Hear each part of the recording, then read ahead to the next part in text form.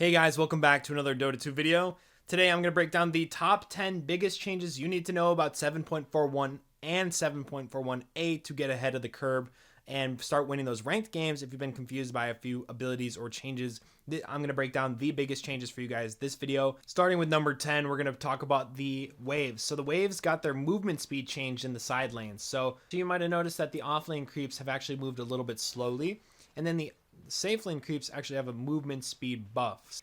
I'm not sure if this is entirely due to these changes, but I've noticed in my games that it really just isn't worth blocking wave. A lot of players have just come to learn what this strategy is about, and they'll counter it every time.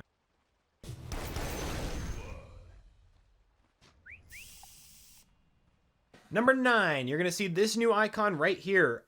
This new icon, it indicates that it levels with each level you get. So it's a new innate thing that they've been testing out, and I think it's really cool. But I noticed it doesn't have a name. So this icon right here, I'm going to refer to it now as Levelbound Innates. So pretty much what it's indicating now is that every time you level up, the numbers like associated with the innate increase per level, as opposed to leveling with, for example, leveling with the ultimate. If you remember, Drow has the precision aura that leveled every time she leveled marksmanship. So instead of feeling like it was an innate ability that leveled on its own, it kind of just felt like it was a different buff with marksmanship, but for some reason, instead of being on marksmanship, it was on an innate. I don't really get it, what they were going with for that, but I think the level bound innates is a really cool change to that. So now it feels like you're progressively getting stronger as opposed to hitting these weird power spikes every 6 levels. Number 8, let's talk about the most changed or most notable heroes of the patch so far. I would talk about Invoker. Invoker is, I think, the coolest changes of the patch. So now with his shard and his agonyms, you may have noticed that you can choose different facets from before to have for your shard or your agonyms. So you're not stuck with the same option both ways. You can see that I can pick the shard and grab the Wex shard for the vacuum on EMP, and then pick Exhort Agonyms for the Cataclysm on Sunstrike. My favorite one to run so far has been the Wex on the vacuum EMP with the Quas Ice Wall, and rooting people with a vacuum when they can't get out is just so funny. The next change is Tinker. Tinker's done, boys. Tinker's in the gutter. Thanks something. They put Tinker from what? He had 50%, 51, a few parts of the patch. He had 55% win rate to now a 40%. So pretty much what they did was they got rid of Defense Matrix. And I guess not a lot of people realize this, but with the facet that made Defense Matrix Dispel was genuinely his strongest spell. Now he doesn't have that, and he has weird turrets that do nothing. So long, Tinker. Bye-bye. For number 7, let's talk about the most notable item changes of the patch for the items that are not new. So we're talking about old items that got changed. Refresher Orb no longer refreshes items. So no more double BKBs anymore. Holla fucking Luya. BKB did get a few numbers buffed, but I think that was honestly healthier for the game because double BKB was just way too strong. So now Refresher Orb is a lot stronger on heroes that didn't need to refresh items, such as Brewmaster. Shiva's got changed. I wanted to point it out not because I think it's very good. I'm still kind of finding its place in my picks, like where do I want to pick this item. But it no longer reduces the amount of healing that enemies get. It no longer has that ability, nor does it have the ability to increase the amount of magic damage enemy heroes receive. So Shiva's really is just an AoE slow, attack speed slow, and now also provides you with more AoE. Now Bloodstone is our next item I'm going to mention for a big change. It got a whole rework. I think it's a way stronger item, and it has the magic debuff applied to enemies for bonus magic damage taken. Apply it as an AoE on Bloodstone. So I think it's very good. And the Halberd is my last item I'm going to feature in this notable item changes. I think this might be the Halberd patch because Satanic no longer purges or dispels Halberd. So yeah, it has a evasion back. It gives you armor. It's a cheap item. It's good. The active is good. I've been seeing carries picking this up to counter carry matchups. And I think it's kind of found its place, but it's still a little weird. They still haven't figured out what they want to do with this item yet, but I do think it's very good to consider in those matchups. The 25% evasion itself is also very good. For number 6, I'm going to talk about buffs on items that people are sleeping on. For the Solar Crest, so it no longer gives you 4 all stats. Boo-hoo, but it gives you 7 armor. I think that's actually super, like, that's a lot of armor to put on a POS 5. This has been one of my items of the patch I've been buying pretty much every time I play POS 5. Solar Crest, its buildup doesn't feel that bad. The stats you get from the buildup seem decent. And then on top of that, the 7 armor, when you finally build it, is good. And then you also, it's not like old school Medallion of Courage. It's kind of just like a mana sink. You just have to sustain your mana, but just keep spamming it on allies anytime they are in any form of engagement, or just casually when they're hitting creep. Sometimes they're gonna appreciate that a whole lot. And then just, I don't know, the stats of the item would seem a little overtuned to me. And then the last item I want to mention for buffs people are sleeping on is the Sange and its upgrades. I think Sange, for the first time in Dota history, I have actually claimed that Sange is the best of the 3. I think Sange is like of the stat blades, Sange is the one. Sange actually got its status resistance increased. So the status resistance actually got buffed. On top of that, the Sange and its other upgrades got its movement speed reduction, like resistance, actually buffed as well. And then the healing amplification you get from Sange wasn't buffed on the patch notes. Like if you look at Sange, it doesn't say that the healing was buffed, but if you look in the general changes, the healing of items that give you the healing amplification, which is Sange included, now also buff the healing that you get from allies. So from items like Mechanism, Greaves, or Holy Locket, or if you have an ally like an Oracle, Dazzle, heroes that have just healing on them to give to you, that also gets amplified. So getting a Sange on yourself and then having like an IO on your team, you're just pretty much unkillable. I think Sange right now is the strongest it's ever been and probably ever will be, and is the strongest of the 3 blades. So for number 5, we're talking terrain changes. Streams, which is the technical Dota term for those little rivers that give you the movement speed. The movement speed has been buffed. If you've noticed you've been feeling like race car on a track on those streams, is because you are getting the maximum movement speed, which used to only be at the start of the stream, which I didn't know that. Apparently at the start of the stream it gave you the strongest buff, and then as you went further down the stream you got less. I only knew that now because they removed it. You get the maximum movement speed no matter what if you're in the stream and you're running at the exact like center of the stream's like path. If you're completely aligned with the stream and which way it's moving, you're going to get the maximum movement speed buff. Let's talk about camps. So camps were moved. The movements have been primarily seen in the side lanes. If you notice, the off lane pull camp is closer to the off lane tower, and then the safe lane pull camp has been moved also closer to their safe lane tower. But for the off laners, that makes it easier to pull, and then for the safe laners, it makes it harder to pull. You can't get stack and pulls off. It's not really a thing you can really do anymore, and the timing is a little bit different. Don't trust your in-game Dota Plus timer, because that one's actually off by a few seconds for the safe lane pull camp. Levels have been adjusted. In the gates in the off lane have been decreased to a small camp, and then the camp under the tier 1 towers, the ancient camp, has been changed to a medium. And then the frog camp in the middle of the jungle has been changed to level up to an ancient camp. What this is promoting is that if you control the center of the map, if you control the more dangerous areas of the map, you'll be provided with the most gold, instead of being able to just F off into the sides of the map and just farm the same amount of gold as everywhere else in the map. Essentially what they're doing is they're taking the total value of the map and shrinking it down to the center, which I think is overall better for game health. Twin gates got adjusted. You're going to see the new adjustments pretty much as soon as you load into the game. And if you're curious about warding those twin gates, I actually have a warding guide which covers the twin gates specifically. So if you haven't seen that already, go and check that out. On that note, thank you guys for the support on that video. That is by far my best performing video, and all the comments have been really nice. I want to shout out this commenter right here. I'm bringing back comment of the day just because these comments have been really awesome. So leave a comment on this video to be featured in the next video. The last terrain change I want to talk about really quick, Roshan swap sides. For number 4, let's break down the 4 new items. I'm going to tell you when you should buy them and what their primary uses are. Consecrated wraps. So that was going to be the primary feature of my original 7.41 video that I recorded.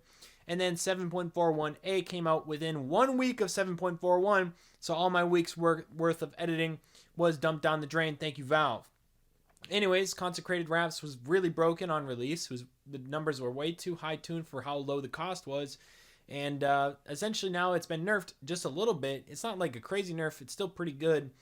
But it's not one of those items you want to carry like into your 6th slot. Uses of Consecrated Wraps that I've been finding are, if you're very, very ahead on a POS 4 brawler type, you can get the Consecrated Wraps early and you can snowball into an easy mid game. Also, I've seen it picked up first item on some mid laners like Leshrac, who like to get very up close. First item on off laners that want to pressure the tower. Say if you're laning against an alchemist, buy consecrated wraps, and then you're pretty much too tanky for anybody to kill you unless they send like 4 or 5 heroes to gank you. So the Krellis Crozier is a really cool item. I think it's great that Ghost Scepter finally has a different build option that's not E-Blade, especially with the changes to E-Blade that made it so expensive.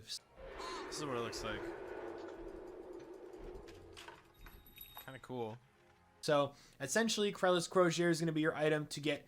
It's like kind of like a gap closing item. It also does a slow and healing reduction that was taken off of Shiva's was moved over to this item instead.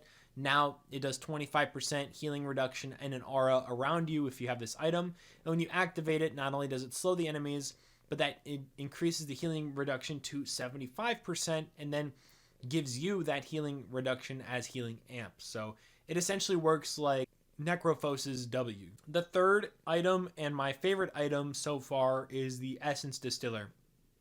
It is a new urn. So you buy urn, you typically would go urn and go Spirit Vessel, and now you actually have an option for a different item if you're not really in need of the healing blocker that comes with the Spirit Vessel. So Essence Distiller can be placed on the ground. I think it's super cool. It essentially counters invisible heroes and makes it easier to find people in the trees. So if you're getting juked, place it on the ground. You'll be able to get true sight of them as if you have the Grimstroke innate, or if they have like Bloodseeker passive and they're low HP. It's great against Bounty Hunter, against Riki, against Glimmer Cape, Shadowblade. It's essentially like for certain matchups, like Glimmer Cape matchups, it essentially removes your need to buy dust. It's actually really cool. Last item of the new items for the patch is the Array and the Hydra. I'm combining them both into one. So when should you buy the Array? When should you buy Hydra versus Pike? So obviously this is the new Dragonlance upgrade, which means you cannot have Dragonlance and have Hydra if you want both items. The attack range you get do not stack. So essentially the tempo of the Array is good for clearing small camps. It's good for clearing waves. It's a good tempo item that isn't as slow to come online as, say, Maelstrom into Mjolnir. Array into Hydras comes online sooner. It does more damage to heroes, and it doesn't feel like you're gonna get walked over if you go like mid and you go Mjolnir versus mid, you go Hydras. I think Hydras is just better in that regard. But if you are debating on Hydras over Pike, you need to ask yourself the question: does the enemy team have a gap closer? If they do not, then Hydras is probably gonna be better because the DPS is better. Another thing to consider is, do you need the mobility of Force Staff? If you need the mobility of Force Staff, there's probably other items for you to get after getting Pike. Pike is just genuinely still a very, very good item. People are sleeping on just because Hydras is the new one.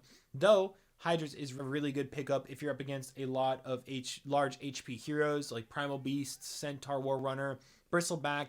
I think since the Seattle TI, I can't remember the actual TI number that was, but there was that one TI where it was all like Bristleback, Primal Beast. They were just running over the whole turn. Felt like it was unplayable. All these really tanky heroes were just way too strong. And they nerfed all these heroes, so they've been really weak ever since. And I think they're going to start buffing those heroes now that Hydras is in the game, because Hydras is a great counter to those kinds of heroes.